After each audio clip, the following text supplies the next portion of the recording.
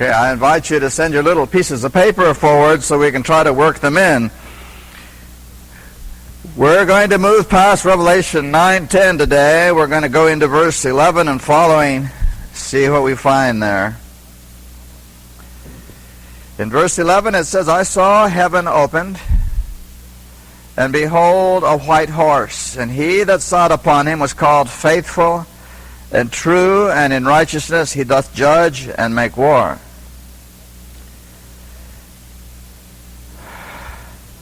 A white horse. Throughout the Bible, white horses symbolize some kind of warfare going on. Of course, the white is symbolic of victory. So the white horse is coming forth in victory. It says, he that sat upon him was called Faithful and True. Well, we've seen that someplace before. It's an interesting thing that Jesus describes himself that way to the church of Laodicea.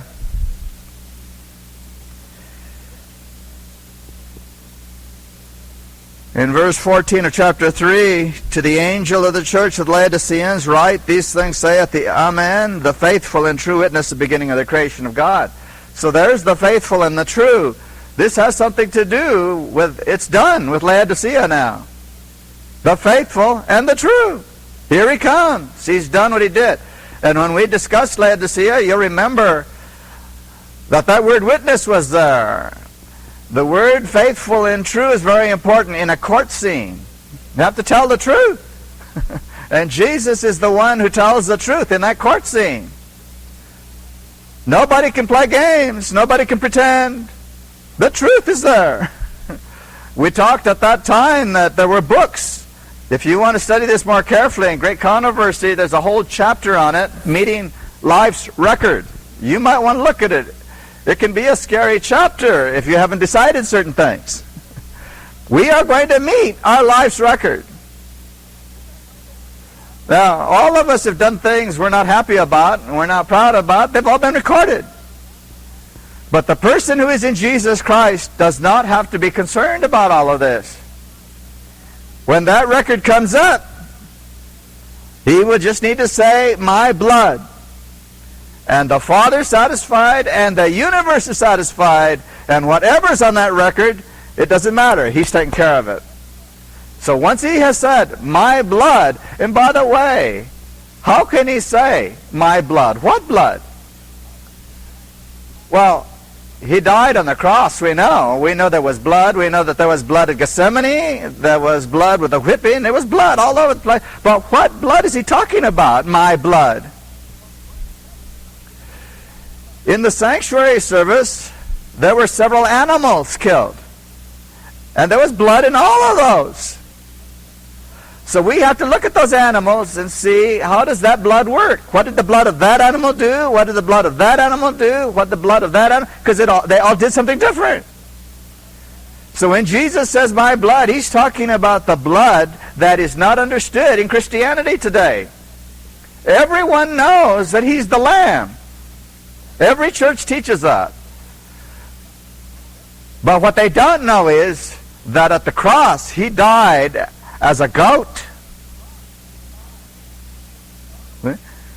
And the goat is different than the lamb. A lamb is a very mild creature, really doesn't think too much, just has a good time eating and staying with the crowd. And if it wanders off, it doesn't know how to come back. They really are blasé about life. And if you're ever going to see that lamb again, you have to go get him. He's a sheep with not much brain power. Well, that sheep is us. Yeah, Jesus had to come looking for us because we have no way of getting back. But you know, in the story, it doesn't say he wandered around and couldn't find it. He found the lost sheep, he put it on his shoulders, and he brought it back.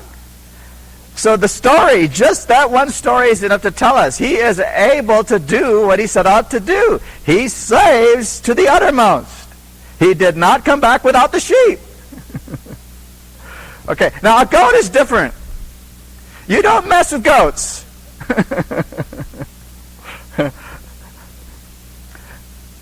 You know you can't get rid of a goat. They'll follow you around all over the place. Once they know you go someplace, there goes the goat. And if there's more than one goat, they all get in a string and they follow you. You can walk any place you want, and there they go. They're right with you all the time. You can't lose a goat.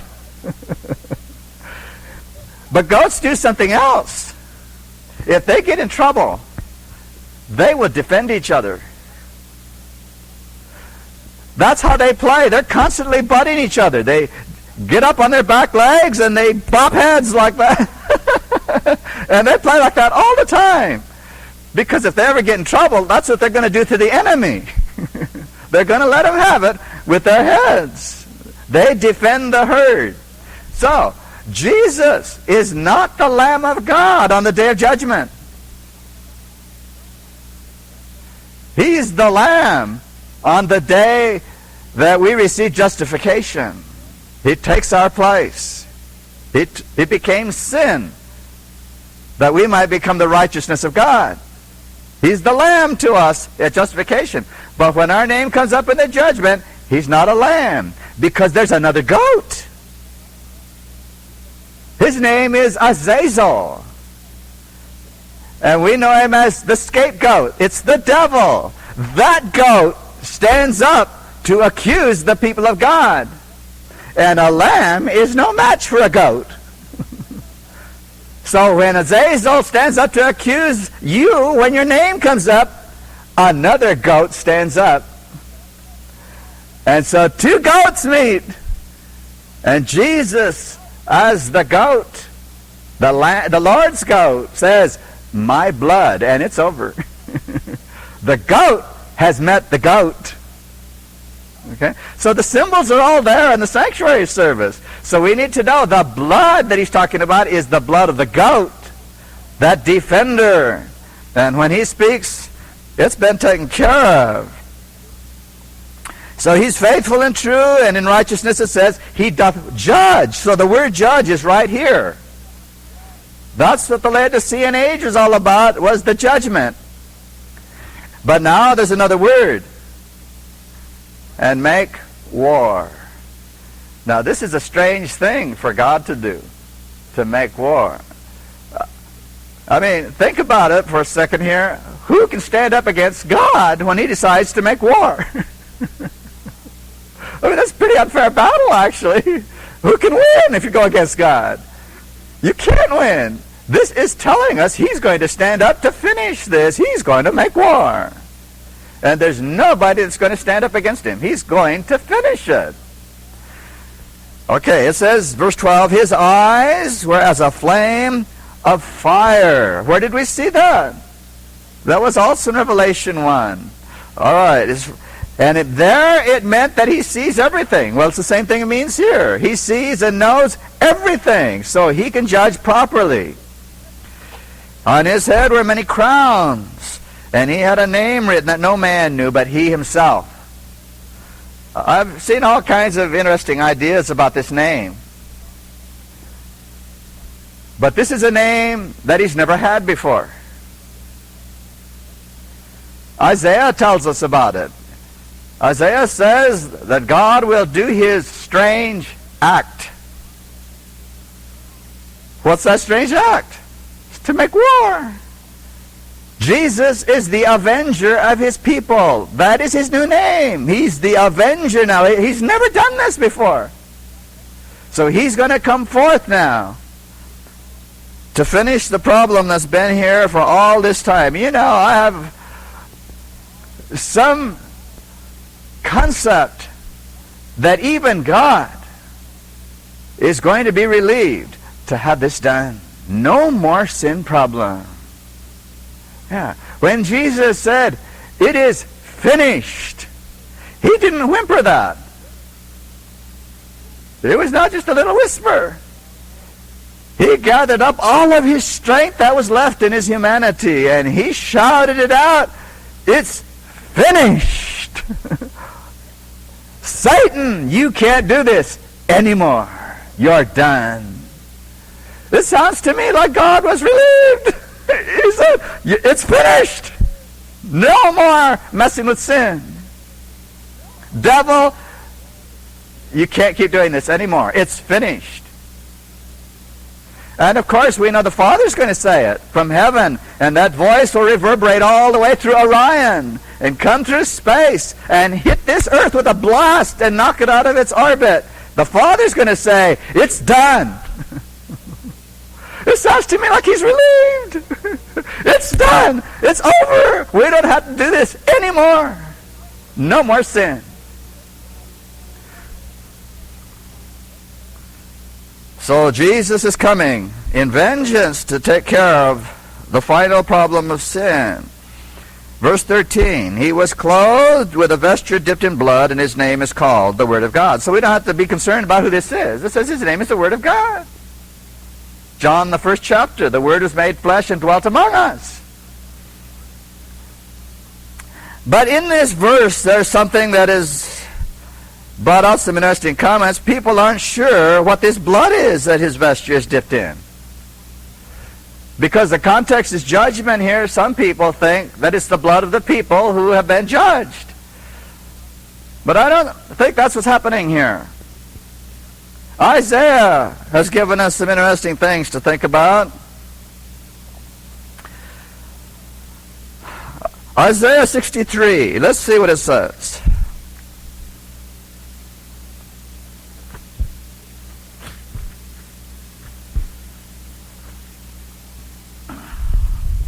Verse 1 and following. Who is this that cometh from Edom with dyed garments from Bozrah? Dyed garments? It said here his garment was dipped in blood. Here's some dyed garments. That is glorious in his apparel, traveling in the greatness of his strength. I that speak in righteousness, mighty to save. Wherefore art thou red? Is that the color of blood? Wherefore art thou red in thy apparel, and thy garments like him that treadeth in the wine fat? I have trodden the winepress alone, and of the people there was none with me. How did he get his garments red? It was his own blood. It's not the blood of the people. It's his blood. And it says here he comes with his garments. At Gethsemane, we see it graphically. Jesus was meeting the issues. He did not meet all the issues at Calvary. It was already settled before that. At Gethsemane, it was decided whether the human race would be saved. At Gethsemane, Jesus told his disciples, my soul is exceedingly sorrowful. They'd never seen him like this. He was down. He was being dragged down. And they didn't know what was happening. The sins of the entire world were being laid upon him.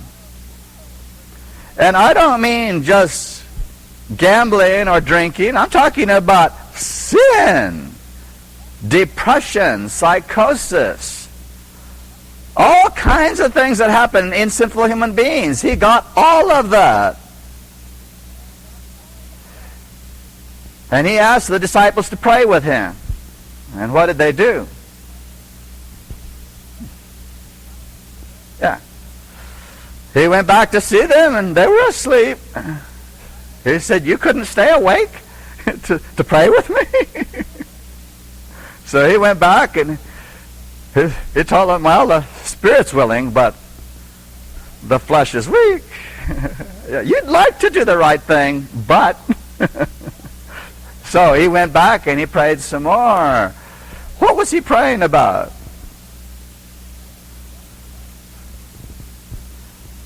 He said, Father, if it's possible, let this cup pass away from me. You mean Jesus was shirking his duty?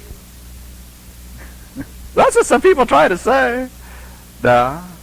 Was he in conflict with his Father? Do you know there's an entire brand of theologians in our midst who say that's what was happening? He had a conflict with his Father? Don't you ever fall for that. You read that in a magazine, or you see that here on a tape or a video, you better start wondering who it is that's talking. Jesus did not have a conflict with his Father. Jesus said 3 times, if there's any other way, take this cup away from me. Why did he say that? Because he was highly intelligent. That's why. He knew something that we don't seem to get the picture of. He knew that in his human strength, he might not be able to see this through. He knew that. Humanity is not enough. Even his perfect humanity. We are told in Desire of Ages, the cup trembled in his hands. He didn't know if he could drink it. Yeah. Our salvation cost us something we don't understand. We don't begin to understand the issues between him and his Father. Both of them were on the brink of something. Jesus didn't know if he could do this and be successful. And so he went back. They were still asleep. So he came back a 3rd time. He's praying, but now he is so torn up with sin and the wild things going on in his head that he falls on the ground. And he started sweating. Blood. And science tells us they can induce that in humans now. You mess with their head and their heart, both of them at the same time. And it creates a stress in the body that will actually ooze serum. Well, Jesus had things we don't understand. The stress on him was killing him, literally. He was dying because his body couldn't take it. He was laying on the ground. Spirit prophecy makes it more graphic. It says he was clutching the ground because he felt like he was going to be torn away from the earth. It was so horrible. So he's sweating blood, he's clutching the ground, he's cold. All of this is happening to him. And he said it again. If there's any way, take this cup away. Is there another way? Now, Jesus had been doing what the disciples had not been doing. He had been praying. Now, notice the difference between the unsuccessful church and the successful Jesus. It's called prayer. Jesus was praying, and they were not. Now, I didn't say disciples that time, did I? I said church. Because the Spirit of prophecy says those sleeping disciples represent the sleeping church. Is the church asleep today? I'll leave it up to you to understand that one. The sleeping disciples, when Jesus said, watch with me, they went to sleep instead. But Jesus was about dead. He's laying on the ground, dying. He can do nothing about this. He's dying. Gabriel came from heaven. The same one that told Daniel the prophecy, the same one that came to Mary and told her Jesus to be born, the same one all the way through. Gabriel came, and he got down, and he lifted Jesus' head off the ground. And he says, I have come to strengthen you, to give him more than human strength, because humanity couldn't do this. I've come to strengthen you. And so Jesus got no strength to start looking around again. And Gabriel showed him. He said, look. And he was shown a vision of the redeemed. Isaiah 53 said, he saw the travail of his soul and was satisfied. Okay? That's where it took for all eternity, right there. Jesus saw that, and he said, whatever it costs me personally, whatever it takes. And he couldn't see past the portals of the grave. He did not know if he would ever see the Father again. Now, to us, what does that mean? Have you ever lost a loved one? Have you buried somebody? That's pretty final, isn't it? It feels bad when you bury somebody. There's nothing you can do anymore. Well, try to figure out what it must have meant to Jesus. The possibility that he would never in all eternity see his Father again because he was sin now. He knew that because he took the sin, we would be saved. He knew that. But he did not know what it meant between him and his Father now. But when the Gabriel lifted his head and gave him the strength, Jesus decided it. Whatever it takes, they're going to be saved. Okay? It was not at the cross any of this happened. It was at Gethsemane. The cross was just the follow-through. It was settled at Gethsemane. He took your sins at Gethsemane.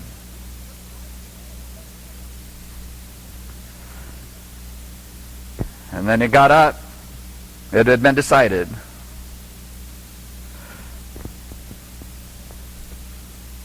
And then we see the whole kingdom come to see Jesus. Elijah, Moses, and they woke up, the other ones. The church woke up. Too late, but they woke up finally there.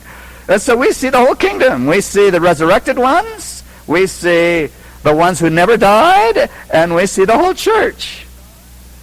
Moses had been resurrected. Elijah never died. Type of Seventh-day Adventists who don't die. And the rest of the church was there in the gospel order with Peter, James, and John. So the entire church was right there with Jesus. And guess who the first one to talk was? Peter. Always Peter before he was converted. He says, Lord, it's really good for us to be here. Let's make some little tents for all of everybody. Now, what in the world would Elijah want a tent for? Why would Moses want a tent? It had all been decided. The kingdom was set up. It was all there now. Everything was there. Now, I'm talking about the Mount of Transfiguration thrown in here with Gethsemane. So, when you see all of this put together, Jesus decided everything before the cross. He didn't decide anything on that day when they put him on the cross. It was all taken care of. It was the follow-through. And so when he said, it is finished, I hear relief.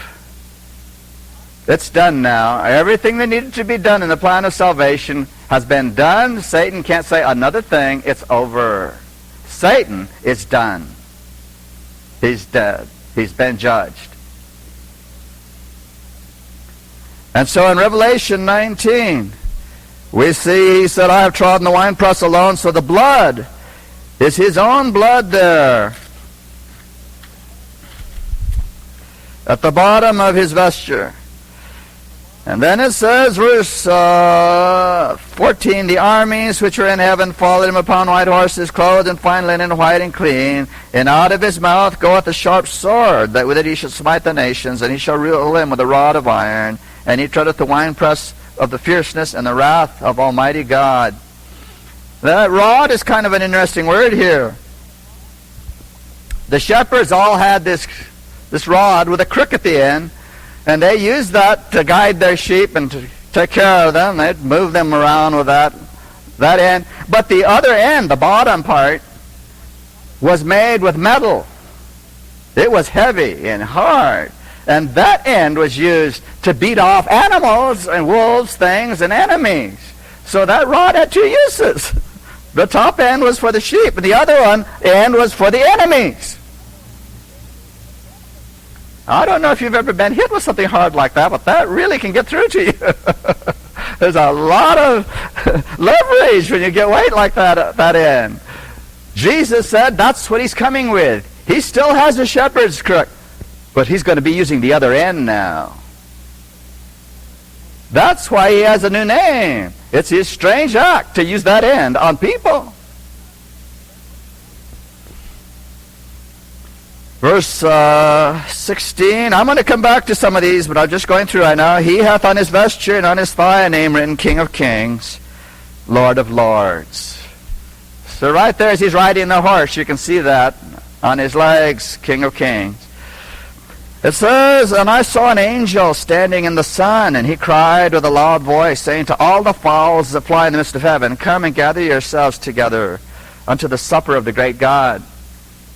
That's how we close the last meeting, just mentioning that there's two suppers. Jesus invites us to have supper with him. That's our choice, whether we want to have supper with him or not. If we don't want to have supper with him, the people who refuse become the supper of the birds. Verse 18, that you may eat the flesh of kings, and the flesh of captains, and the flesh of mighty men, the flesh of horses, and of them that sit on them, and the flesh of all, both free and bond, both small and great. That's going to be a horrible thing when that happens. The rejectors of God's grace. Verse 19, I saw the beast and the kings of the earth and their armies gathered together to make war against him that sat on the horse and against his army. That's pretty futile, isn't it? War against God? Now, this doesn't say here what they're doing. And it doesn't say how long it takes. We're entering another commentary problem here. There's a fire burning, a lake of fire in verse 20. And commentators aren't sure what this means. They try to put it at the end of the millennium. But that's not what this is talking about. This is when Jesus comes. This is the second coming. Jeremiah gives us a little more information. He tells us that when Jesus comes, the slain of the earth will be from one end of the earth to the other. They shall not be lamented nor buried. They shall be as dung on the ground. In other words, when Jesus comes, the redeemed meet him in the clouds. The people who do not have redemption are all going to be killed by the brightness of his coming. That's what Isaiah says. Their eyes will melt away in their sockets. They will fall dead. And Jeremiah says nobody will bury them because there's nobody left. They're just going to be laying all over the earth, dead. We'll discuss that more when we get to Revelation 20. But for now, there's a fire at that time. Verse 20, the beast was taken, and with him the false prophet that wrought miracles before him, with which he deceived them that received the mark of the beast, and them that worshipped his image. These both were cast alive into the lake of fire, burning with brimstone. So there's a fire burning on the earth at Jesus' second coming. And it's to burn up the beast and the false prophet and those that worshipped his image. We're back here to God making an issue out of Sunday. That's what they did to the world. They put a false Sabbath into Christianity, and the whole world went for Sunday instead of Sabbath, except for God's people who stayed in the Bible. This is talking about their final punishment at the second coming. There's one more punishment at the third coming, which we'll discuss later. So this fire is burning on the earth at the beginning of the millennium. Then it goes out. Verse 21, the remnant were slain with the sword of him that sat upon the horse, which sword proceeded out of his mouth, and all the fowls were filled with their flesh. All right, I want to give you some quotations now. Volume 7 of the Testimonies, page 54. The Lord's solemn, sacred message of warning must be proclaimed in the most difficult fields and in the most sinful cities. To everyone is to be given the last call to the marriage supper of the Lamb. When we joined the Seventh-day Adventist movement, no doubt we thought it was to get saved. Well, that's a pretty good reason. we all have a personal part in this thing. Salvation is certainly important. But that wasn't the only reason to join the Seventh-day Adventist movement. The real reason, the main reason you're still here, I'm still here, is to warn the other people that don't know about this yet. There's a whole world that has no idea any of this is going on. So we have something to do. If we get so selfish that we don't care about anybody else, we just want to get saved ourselves, I think we're going to have a problem. Volume 6 of the Testimonies, page 66. Let there be far more wrestling with God for the salvation of souls. Work disinterestedly, determinedly, with a spirit never to let go. Compel souls to come into the marriage supper of the Lamb.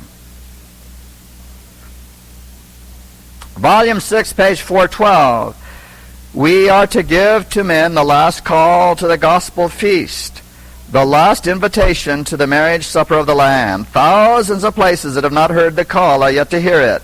Many who have not given the message are yet to proclaim it. That last part is heartening. She says that many of us who haven't done it yet, we're going to. Okay? We must be part of this. Do you remember that we're all going to have a crown with stars? Every person who's redeemed will have a crown. But not everybody's going to have the same amount of stars. The stars represent people that you helped into the kingdom. Some people will be there with maybe just a couple of stars. They're going to be happy. But some people will have stars all over their crowns because they spent time helping people all the time. Everybody will have a different looking crown. Great Controversy 640. Soon there appears in the east a small black cloud, about half the size of a man's hand. Jesus rides forth as a mighty conqueror. Not now a man of sorrows to drink the bitter cup of shame and woe. He comes victor in heaven and earth to judge the living and the dead. And I'm just going to throw this in. We've talked about it before. In Great Controversy 637 and 640, we talked about the special resurrection. Every faithful Seventh-day Adventist will see this little cloud. Okay? Ellen White, Loughborough, Haskell, all of the faithful pioneers will be raised from their graves to see Jesus coming. So every person who gave a faithful message to this planet about the judgment hour and that Jesus is coming again will get to see it. Old H.M.S. Richards never expected to see it. He doesn't know yet. He's going to be raised, and he'll see it. He's going to have a surprise. And many other people have surprises that didn't know the theology of all this, but it's in the books. It's right there. God told us all the time. All right, so Jesus is going to come, and of course, we mentioned it's going to happen through Orion. And scientists today are beginning to measure energy levels there they haven't seen before. They don't know what it is. I don't know that everybody knows what it is. But that's a good sign that there are energy levels in that part of heaven. Okay? Jesus is going to come through there. He's going to have all the angels with him. You want to read Great Controversy, the last couple of chapters, and get into it to see what it says there about that second coming, how it works. Early Writings, page 281. I saw Jesus lay off his priestly attire and clothe himself with his most kingly robes. Upon his head were many crowns, a crown within a crown.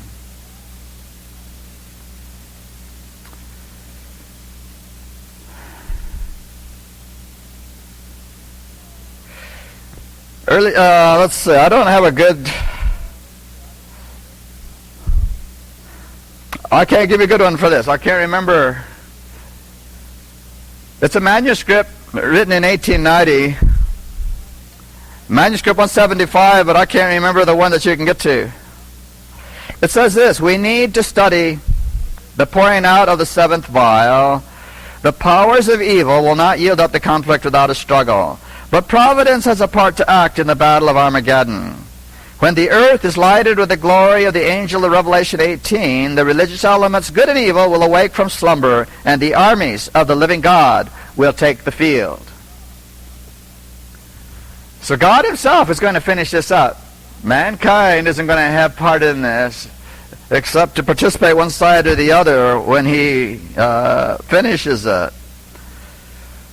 In Great Controversy 6:41, it says, "The armies which were in heaven follow him. With anthems of celestial melody, the holy angels, a vast unnumbered throng, attend him on his way. The firmament seems filled with radiant forms." Can you imagine that? Wall-to-wall angels.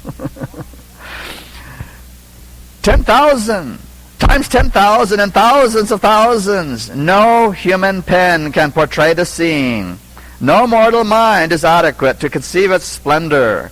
As the living cloud comes still nearer, every eye beholds the Prince of Life.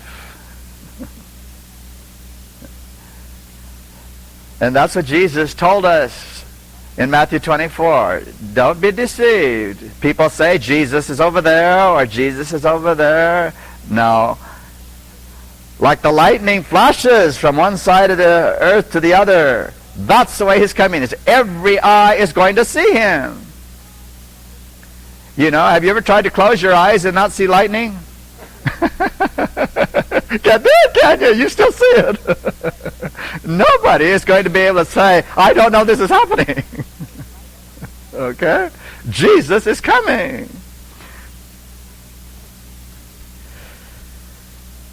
Review and Herald, May 13th, 1902. We are nearing the battle of the great day of God Almighty. The principalities and powers of earth are in bitter revolt against the God of heaven. They are filled with hatred against those who serve him. And soon, very soon, will be fought the last great battle between good and evil. The earth is to be the battlefield, the scene of the final contest and the final victory. Here, where for so long Satan has led men against God, rebellion is to be forever suppressed. So is God going to be victorious? Is he going to be victorious in our lives? See. The issue is not what's he going to do with planet Earth. The issue is what's he going to do with me? He's made the demonstration so many times, and he's going to do it at the end of the earth, that he is victorious. Nothing can stop him. We have to understand that in our own life, in our own experience, and let him be victorious in us. If he can conquer the devil and put him out of the universe forever, certainly he can do it in us too. The whole idea is, do we understand that's what the issue is? You know, we're going to be struggling all the way through this. Nobody gets a vacation and says, you know, I did it. Nobody's going to be able to say that. We must struggle. But we must struggle with the idea, I am victorious even in the struggle. Because God promised. I'm not struggling to lose it someday. I'm struggling to show it takes a struggle. I've got to put in an effort.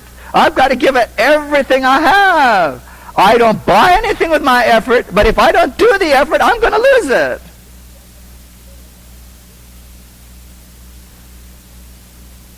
This is why we spent so much time talking about justification by faith. We get ourselves all confused when we find out we need to do something. We think we're earning our salvation. It's not true.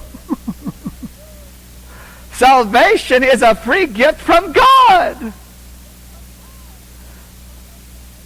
When we finally understand that and get it, then we can be grateful and start trying to live right because we have it now. Okay? It makes all the difference how we look at this. Just that one little turn. Great Controversy 656. For 6,000 years, the Great Controversy has been in progress. Now, we can say that here. Say that to somebody teaching a class in biology. For 6,000 years, we've had the problem. They'll laugh you out of the room. Yeah. Say that to one of the publishers of National Geographic magazine. For 6,000 years. They say, what? We thought all you people died off with the dinosaurs. For 6,000 years. That's all this has been happening. And the devil's trying to get people to believe it's millions and billions and billions of years. The other day I was talking to two young ladies who are studying this message now, and I asked them the question. According to what they learned in school, how many years had the dinosaurs been chewing on each other before man came along? You know, the dinosaurs were eating each other, murdering each other, killing each other, eating each other for millions of years. Does that sound like righteousness? Does that sound like peace? Does that sound like a beautiful thing? Well then, if that's not exactly right, how did they learn to do that? Who gave that to them? If that's true what they were doing, then man didn't bring sin at all. It was here millions of years beforehand. We don't know where sin came from then, if that's what science teaches. If we don't know where sin came from, we have to say there is no such thing as sin. And you know, that's what the churches are getting. There's no such thing as sin. You know how they say it? The law was done away with at the cross. Well, how do you know what sin is if there's no law? Doesn't Paul say, where there is no law, there is no transgression? I would not have known lust except the law said, thou shalt not covet. You can't have sin without the law. There's nothing that makes sense about what science is saying about the origins of life. Nothing. And it's an amazing thing how most of the, quotes, intelligent world has gone for it. But we need to know what's really happening. The Word of God tells us. And if God isn't right, we don't have anybody to listen to. For 6,000 years, the great controversy has been in progress. The Son of God and His heavenly messengers have been in conflict with the power of the evil one. Now all have made the decision. This is Great Controversy 656. This page is one you will want to have down and ready to use any time. I will tell you why. Now all have made their decision. Without getting into the context, what does that sound like? Now all have made their decision. Does it sound like a close of probation? Yeah, that's what it is. That's what Ellen White is talking about on this page, and you need to know that. Because there's an error being taught on tapes and videos and magazines that go to your door that don't say this. And I will tell you the error. You'll see it on this page. It says, now all have made the decision, the wicked have fully united with Satan in his warfare against God. So all the wicked over there, all the redeemed over here, they're two different groups. Now the controversy is not alone with Satan, but with men. The Lord hath a controversy with the nations. He shall give them that are wicked to the sword. Now, the controversy is with men, with the nations. This is what you will be told. God now has a controversy with the apostate Seventh-day Adventists. And I can give you the names of people who teach that. And it might surprise you who some of these names are. Great Controversy doesn't say that, neither does the Bible. One of the most important neutral ones I can name you right now is a group called the Shepherd's Rod. A man by the name of Hotep invented the teaching that God will judge the Seventh-day Adventists before He judges the rest of the world. Shepherd's Rod. That is Shepherd's Rod teaching. It has nothing to do with the spirit of prophecy or the Bible. That is an error. Where does that error come from? Ezekiel, the 9th chapter. I assume you all know what that chapter says. Nobody looked in their Bibles real quick. Okay, Ezekiel, the 9th chapter talks about the man with the inkhorn. That's right. That he's going to put a seal. And it says that the people that don't get the seal of God are to be slain. And it says, begin at my sanctuary. The people who have misunderstood this scripture say that means the Seventh-day Adventist Church. Well, I want to ask you a question. When Ezekiel wrote the 9th chapter, did he know anything about the Seventh-day Adventist Church? I don't think so. There's nothing in Spirit Prophecy that says he saw the Seventh-day Adventist Church. When Ezekiel wrote and he said the word sanctuary, what do you suppose was in his mind? The sanctuary. Well, I think that what was in his mind was the sanctuary. And what happened in the sanctuary? That's where the sacrificial system took the sin of a person and put it there until the Day of Atonement. And so Ezekiel is saying, God is telling him to say, in this slaughter, begin with the sanctuary, at the sanctuary. In other words, begin with the people who said they were Christians, but were not. The only sins that go into the sanctuary are those who say, I believe in the blood. But in the judgment, not everybody really believed, and not everybody received Jesus, not everybody overcame through his blood. And so on the Day of Atonement, names were taken out of the book of life and put into the book of death. Okay? That's what the Day of Atonement is for, is to separate the sheep from the goats. Now, in Ezekiel 9, when God says, begin at my sanctuary, he's saying, begin at the house of God, which is what Peter said. Judgment begins at the house of God. Now, then he goes further and he says, begin with the ancient men. Ezekiel 9 says, begin with the ancient men. That's where you start. Who are the ancient men? Well, in the church. Who are the ancient ones? The leaders. Yeah, the administrators, the ministers, the leaders of the church. God says, begin with the ministers, the false ones, the fallen ministers.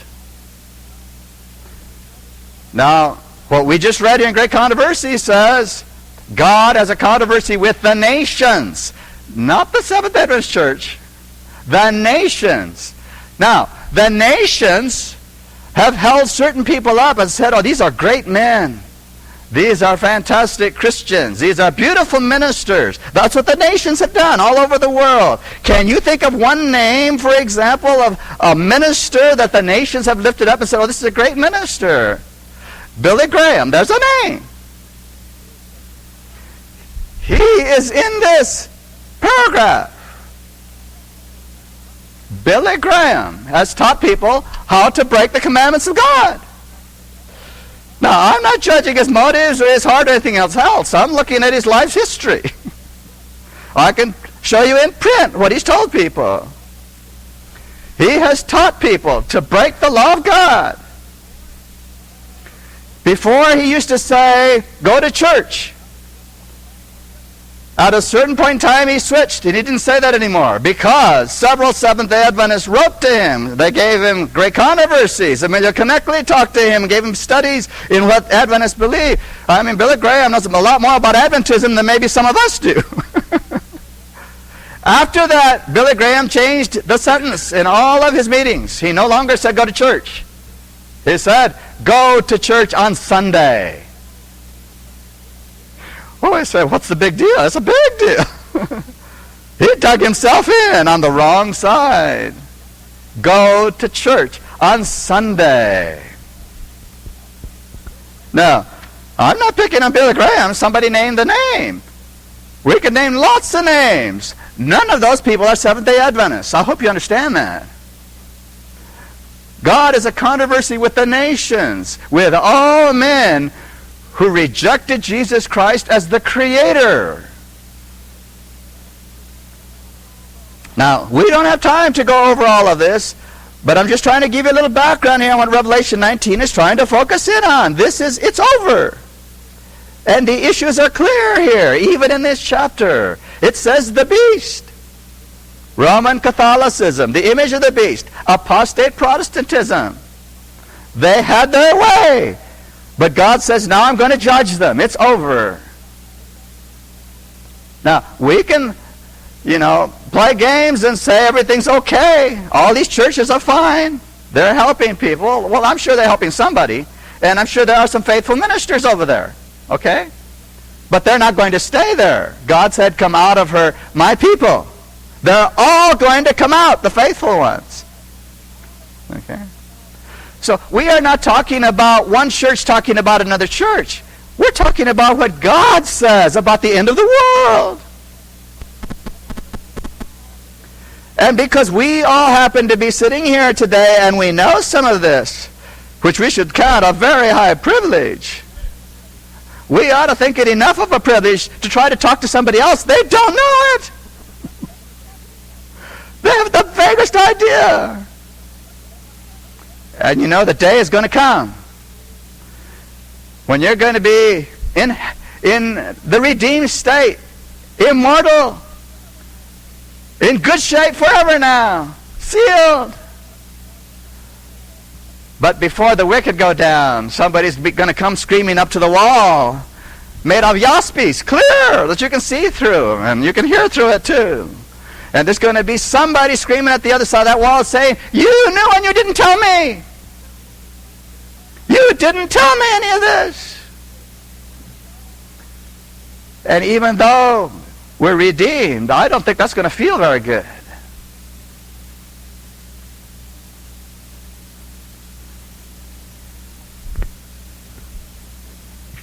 We don't get this because we're afraid of things. That's not what we're talking about here. We want to understand that Jesus is trying to pull us into a place maybe we haven't been yet.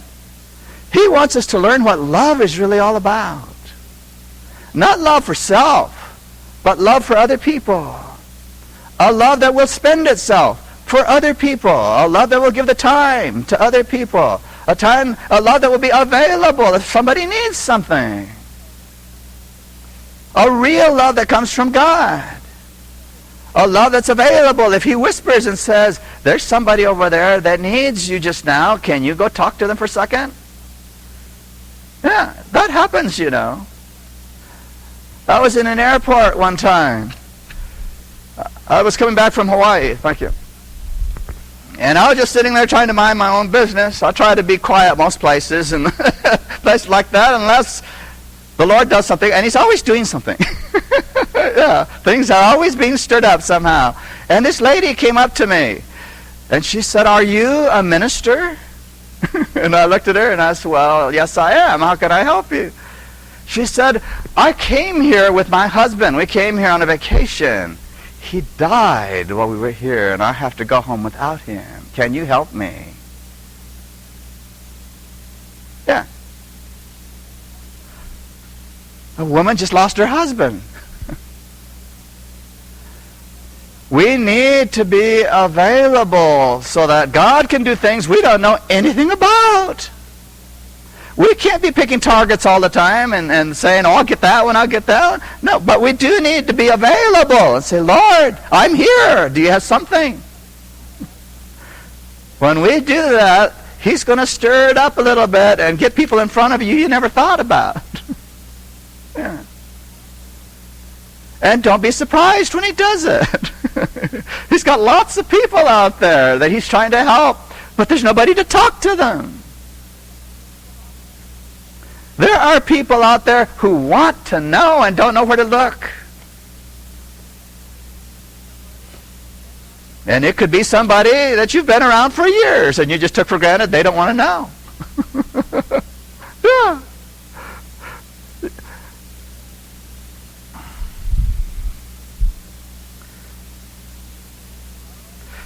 Okay, let me see here. How do you begin to talk to others about these prophetic issues on Last Day Events? What should we look for as clues to begin sharing? That's a good question. That's just what we're talking about here. The first thing is to have in your mind, I want to be available.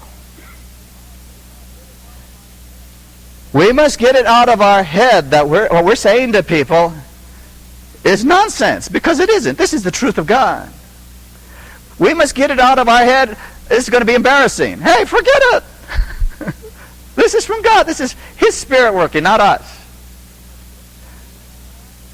So the first thing is to try to get in our minds, we are available. God, do whatever you want. I'm available. Whatever it costs. Me, I'm available. Now, we don't need to be talking Bible to people right away. Sometimes that's the wrong thing to do. Many people out there have no basis to establish a faith on. They don't know what faith is. But most of them are reasonable, and they know things going on in the world. They know something about current events. And sometimes we can just ask them something that's happening. We don't have to have any real interest in it. Just get a conversation going with them. You know, just say, hey, you know, what do you think about this? It just happened. And they'll just say something to you. They're bound to say something. People are like that. They'll start talking, and they either have an opinion or they don't. But most of the time, they do have an opinion about something. You know, it could be a simple thing that everybody knows about. What do you think about McVeigh? All of a sudden, he's not being executed. What do you think happened there? And no doubt, oh yeah, the FBI did something there that wasn't really right, wasn't it? I said, you really think so? The FBI did that? Oh yeah, and so forth. What do you suppose that means? Do you think things like that are getting worse in this world or better? You're in, see? It just takes just a couple of minutes, and you can move it in the direction, because this whole world is geared to get us to ask the questions. So the only thing is to open up. The name of the game with what we're supposed to be doing is called exposure.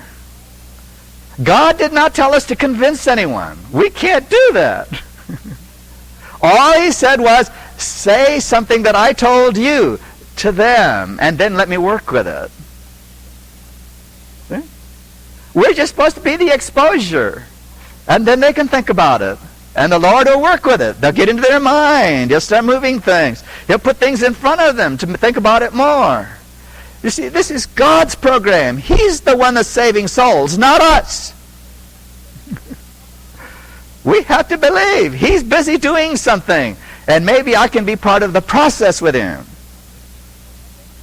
Now, I'm going to tell you a danger. And I've seen it over and over, and I know what happens. And maybe it's okay at first, but we need to learn. As soon as you find somebody that wants to talk to you, you don't let them go. You're on them. Watch out! You're the exposure. You are not the whole Bible. Help them as much as they want to know. But when they back off, you need to back off too. Wait for them. Remember how long that it took you to learn certain things. And we're still learning, all of us. We don't get all of this in one day. The unfortunate thing is that when we find somebody that's listening to us, we want to tell them everything we learned in 50 years in about 15 minutes. So, the second thing is pray to God for a fitness. Okay? That's what all the disciples did. They prayed for a fitness to meet men. Don't think you're equipped. Pray for a fitness that He will work through you. And then ask Him to give you some wisdom that you don't normally have. And then just move with it. He will teach you as much as He's teaching them in the process. Now I have to give you another warning so that you know. You're going to suffer. You are going to suffer.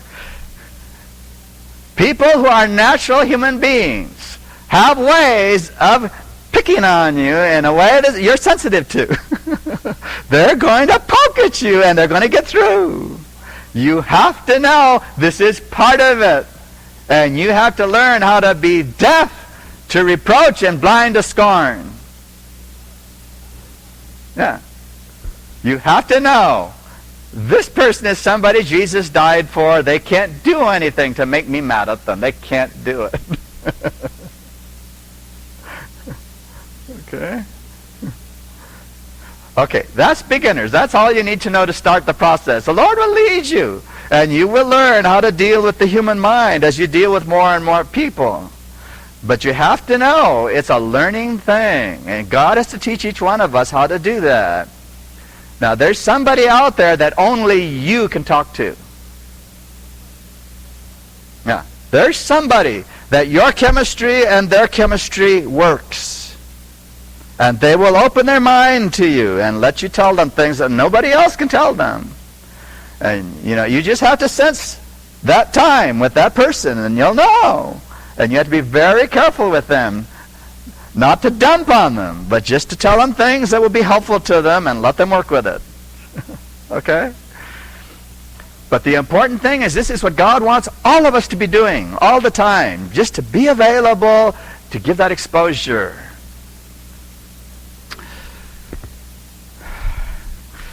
Okay.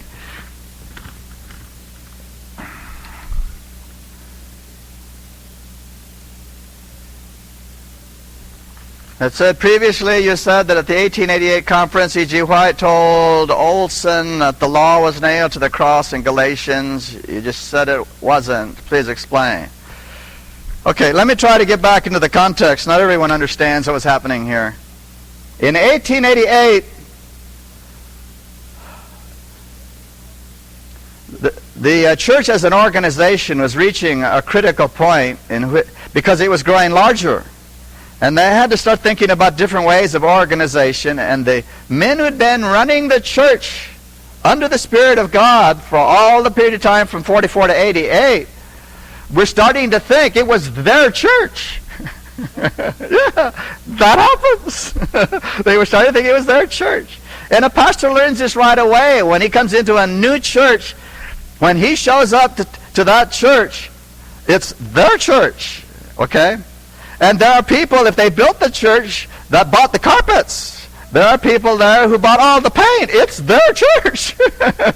And you learn to tread carefully in those situations, because even though it isn't, you can't go to tell them it isn't their church. Okay? So, these people were thinking, we started the church, God used us, and the way He gave it to us is the way it's going to be. And of course, the difficult thing at the beginning of all this was they had to teach the world about the law of God. And so they got used to preaching the law. And they were good at it. I mean, nobody could beat them down. They knew all the arguments. There wasn't a new one anybody could invent. They had them all. And they all said the same thing. It was beautiful it's beautiful to see the documentation. So in 1888, this whole group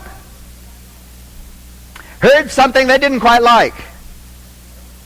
A couple of young fellas stood up and said, our works cannot justify us. Keeping the law cannot save you. And I mean, it tore up these old guys. They said, wait a minute, you can't talk like that. You will destroy the Adventist message. And so these young fellas stood up and gave some studies. And the older group used to go to their tents at night and laugh at them and say, oh, these young upstarts, what in the world do they think they know? They don't know this, they don't know that. And they would make fun of them.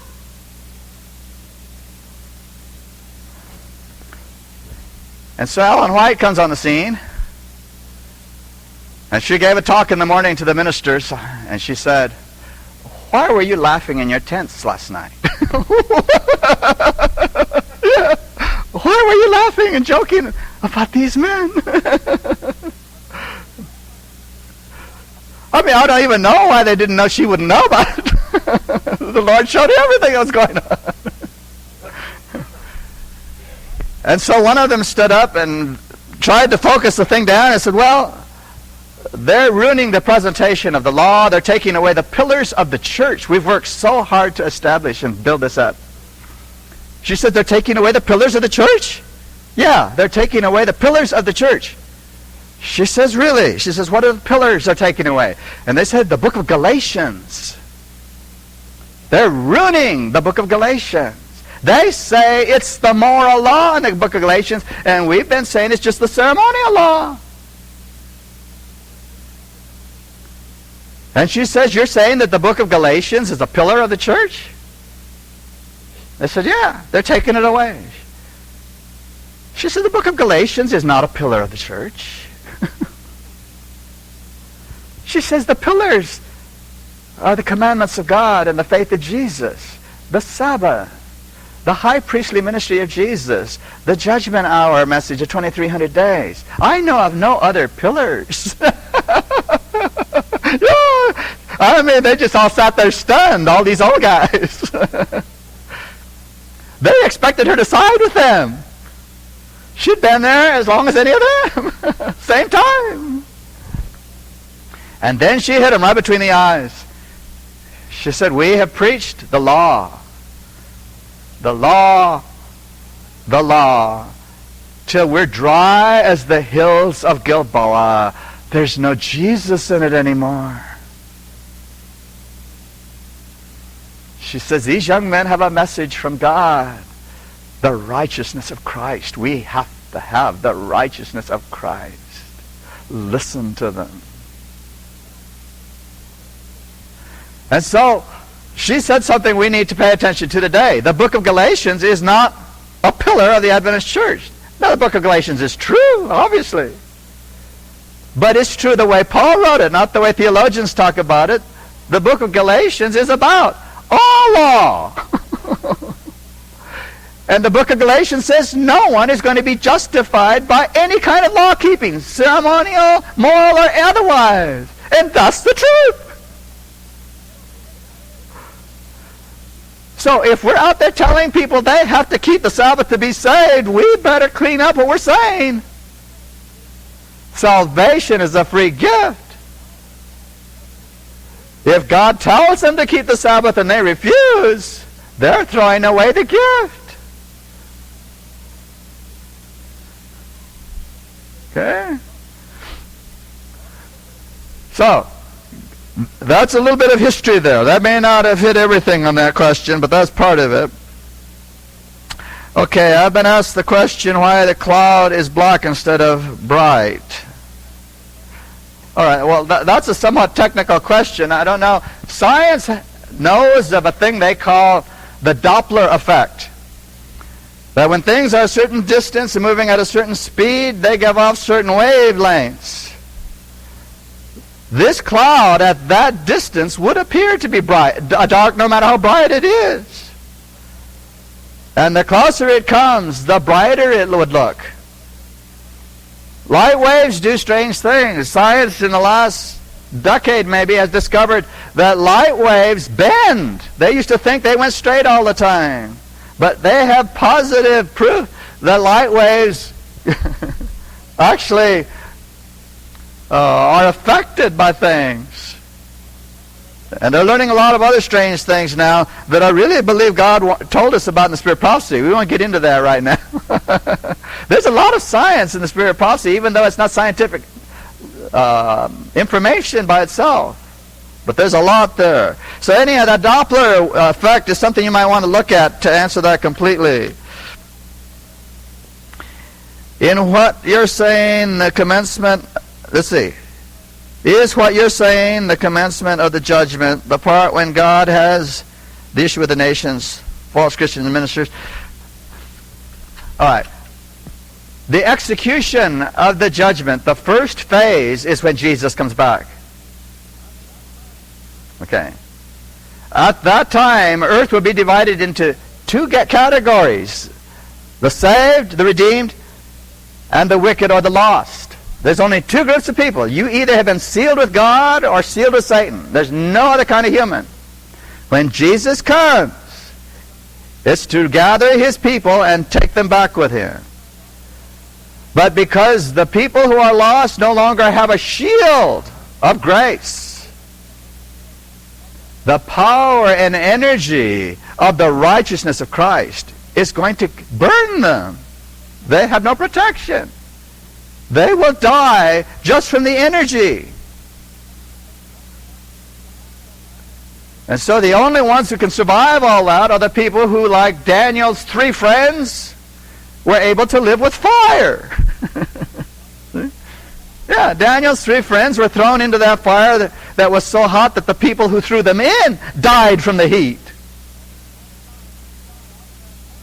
And when Daniel's 3 friends came out of that fire, they walked out It says there was not even the smell of smoke on them. No fire smell on them. They walked in the fire and were impervious to it. That's the way God's people will be when Jesus comes.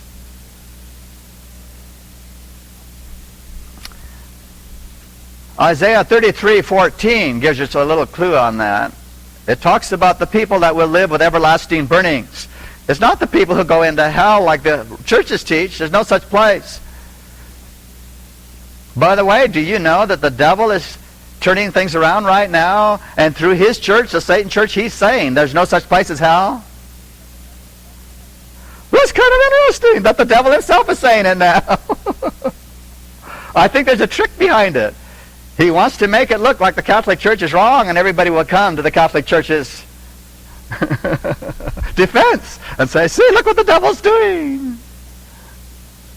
It's all very tricky. This is going to... It's very subtle what's going on. Okay.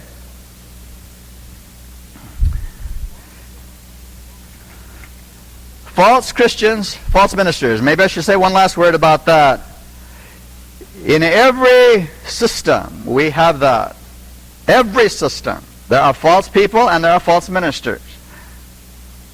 Now that includes the Seventh-day Adventist Church. There are true people in the Adventist Church, and there are true ministers. There are also false ones. I'm sorry. Some people don't like to hear that, but that's the truth. We have false in our midst also. Jesus warned us that the tares and the wheat will grow together until the end, and then there's the harvest.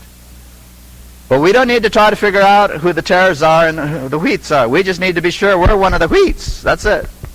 Okay? We're the only one we're responsible for. Nobody else. Okay, I think we got to these questions. I would like to spend a little time here as we close doing something I don't do a lot of. I'm going to preach at you. I haven't been preaching in churches for so many years that I almost forgot what it feels like. I almost never preached, actually. I'm more into a teaching ministry. I believe people need to understand what's going on rather than exhortation all the time. But I want to invite you to look at a psalm with me for the remaining moments of today. Psalm 105.